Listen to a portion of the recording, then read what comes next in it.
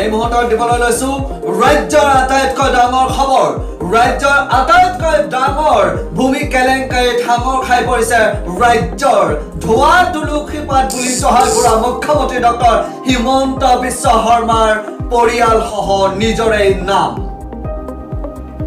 আমি আপোনালোকক আজি জনাম যে ৰাজ্যৰ মুখ্যমন্ত্ৰী যিটো সময়ত ঢাকঢোল কোবাই ফুৰে নিজক ধোৱা তুলসীপাত বুলি সজাই ফুৰিব বিচাৰে আৰু সেইগৰাকী মুখ্যমন্ত্ৰীৰ নিজৰ নাম আৰু পুত্ৰ নন্দিল শৰ্মা নিজৰ পত্নী ৰিণিকী ভূঞাৰ নাম কেনেকৈ ভূমি কেলেংকাৰীত সাঙৰ খাই পৰিছে সেই তথ্য আপোনালোকক দিম অসমৰ ইতিহাসৰ এক বৃহৎ ভূমি কেলেংকাৰীত সাঙৰ খাই পৰিছে ৰাজ্যৰ মুখ্যমন্ত্ৰী ডক্টৰ হিমন্ত বিশ্ব শৰ্মা খোদ নিজে মুখ্যমন্ত্ৰী ডক্টৰ হিমন্ত বিশ্ব শৰ্মাৰ পত্নী ৰিণিকী ভূঞা শৰ্মাই প্ৰতিষ্ঠা কৰা এটা ৰিয়েল এষ্টেট কোম্পানীয়ে কেনেদৰে অসমৰ চৰকাৰী আৰু চিলিং চৰকাৰী মাটি বেআইনীভাৱে ক্ৰয় বিক্ৰয় কৰিছে তাৰ চাঞ্চল্যকৰ তথ্য ফাদিল কৰা হৈছে ইতিমধ্যে অসম তথা ভাৰতৰ দুটা ৱেব চেনেলে এই তথ্য পোহৰলৈ আনিছে যদিও ৰাজ্যৰ একাংশ গদি মিডিয়া আৰু স্যাটেলাইট চেনেলে কিন্তু ইয়াক লৈ নিমাত হৈ আছে সংবাদ প্ৰতিষ্ঠান দুটাৰ অনুসন্ধানৰ ফলত পোহৰলৈ আহিছে এই ভয়ংকৰ তথ্য অনুযায়ী মুখ্যমন্ত্ৰী ডক্টৰ হিমন্ত বিশ্ব শৰ্মাৰ পত্নী ৰিণিকী ভূঞা শৰ্মাই প্ৰতিষ্ঠা কৰা RBS ৰিয়েলটৰ্ছ প্ৰাইভেট লিমিটেড নামৰ কোম্পানীটোৱে অবৈধভাৱে গুৱাহাটী মহানগৰীৰ সমীপত ক্ৰয় কৰিছে 29 বিঘা 9 লেচা চৰকাৰী আৰু চিলিং চৰকাৰী ভূমি কেইবা কোটি টকা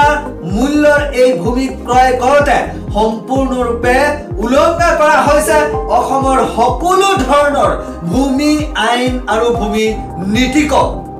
ৰাজহুৱা প্ৰতিষ্ঠান বা অনুষ্ঠান আৰু দৰিদ্ৰ জনতাই ভুক্তকল কৰি থকা পৰিয়ালক আবণ্টন দিয়া ভূমি কুক্ষিগত কৰা কোম্পানীটোত বৰ্তমান সৰ্বাধিক ব্যক্তিগত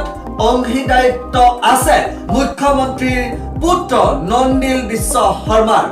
কেৱল হেয়াই নহয় কেনেকৈ নন্দিল বিশ্ব শৰ্মাৰ 18 বছৰ বয়স সম্পূৰ্ণ হোৱাৰ লগে লগে তেখেত কলিকতাৰ 17টাকৈ কোম্পানীয়ে RBS ৰিয়েলটৰ্ছ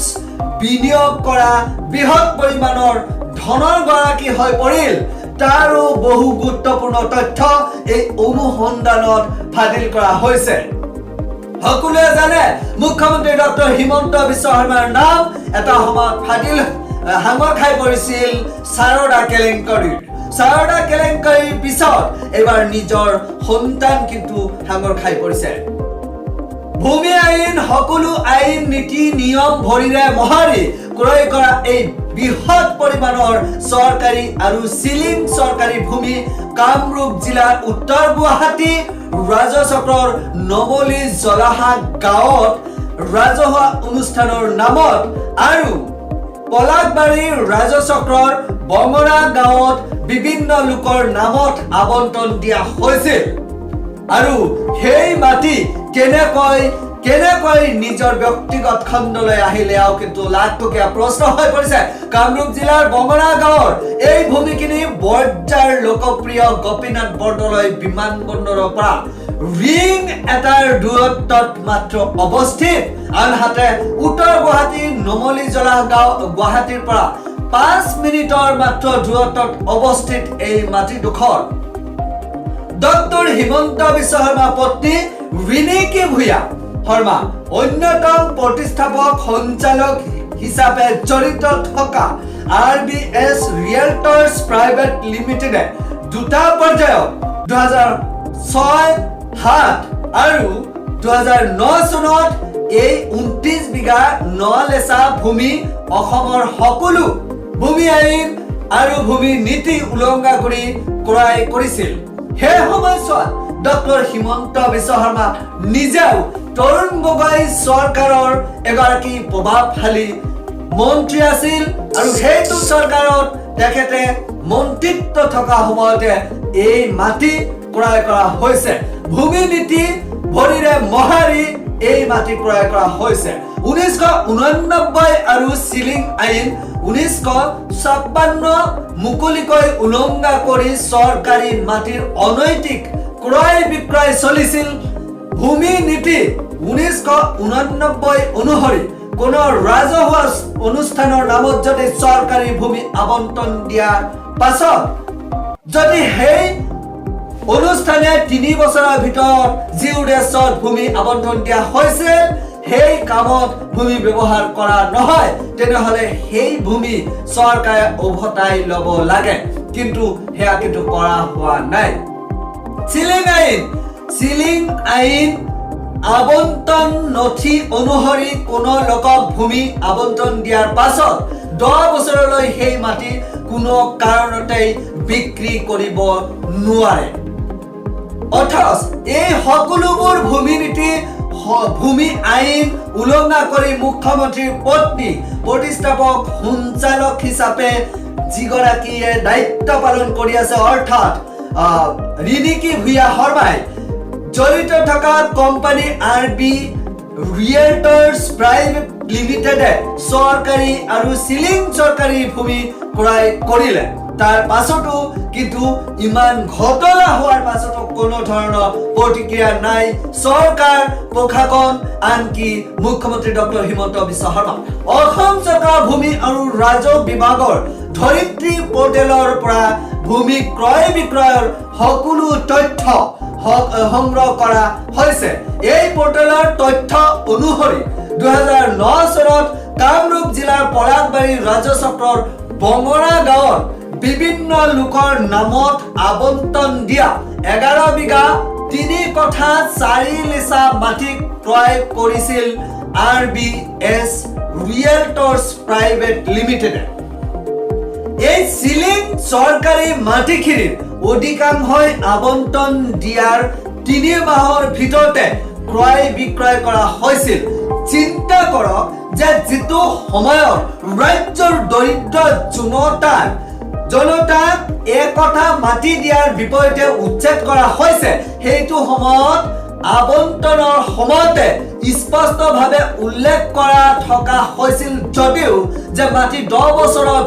ভিতৰত কোনেও বিক্ৰী কৰিব নোৱাৰিব ক্ৰয় বিক্ৰয় কৰিব নোৱাৰিব সেইটো সময়ত উত্তৰ গুৱাহাটীৰ এই এটা ফিচাৰী আৰু এখন ৱেলফেয়াৰ এক্টিভিটিজ স্কুলৰ নামত আবণ্টন মুঠ 17 বিঘা 5 লেচা ভূমি দিয়াৰ এবছৰৰ ভিতৰত ক্ৰয় কৰিলে আৰবি ৰিয়েলটৰ্ছ প্ৰাইভেট লিমিটেডে আপোনালোকে চিন্তা কৰক যে ভূমি কেনেকৈ কুক্ষিগত কৰিছে লক্ষণীয়ভাৱে 2009 চনৰ 8 জুনত ৰিনিকি ভূঞা শৰ্মাই RBS ৰিয়েলটৰ্ছ প্ৰাইভেট লিমিটেডৰ সঞ্চালকৰ পদ ত্যাগ কৰে যদিও বৰ্তমান সময়ত এই কোম্পানীত ব্যক্তিগতভাৱে সৰ্বাধিক ব্যক্তিগত শ্বেয়াৰ আছে ডক্টৰ হিমন্ত বিশ্ব শৰ্মাৰ পুত্ৰ নন্দিল বিশ্ব শৰ্মাৰ ইফালে কোম্পানীটোৰ প্ৰতিষ্ঠা কালৰ পৰা এতিয়ালৈকে থকা এগৰাকী সঞ্চালক হল অসম প্ৰদেশ বিজেপিৰ কিষাণ মৰ্চাৰ উপ সভাপতি ৰঞ্জিত ভট্টাচাৰ্য আপোনালোকে চিন্তা কৰক যে এটা প্ৰাইভেট লিমিটেড কোম্পানী খুলি কিদৰে অসমৰ ভূমি গ্ৰাস কৰিছে তাৰ পাছত কোনো প্ৰতিক্ৰিয়া নাই ৰিনিকি ভূঞা শৰ্মাৰ পদত্যাগৰ পাছত RBS ৰিয়েলটৰ্ছ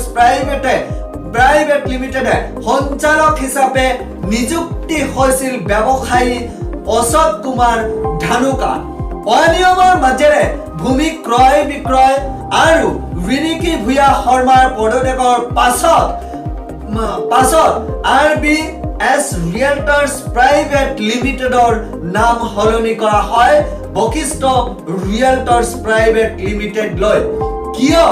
আৰু কেনেকৈ এই অনিয়ম গাপ দিব বিচৰা হৈছিল সেই সকলোবোৰ তথ্য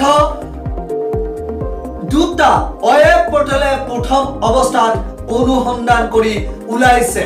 আমি আপোনালোকক দেখুৱালো আৰু জনালো যে ৰাজ্যৰ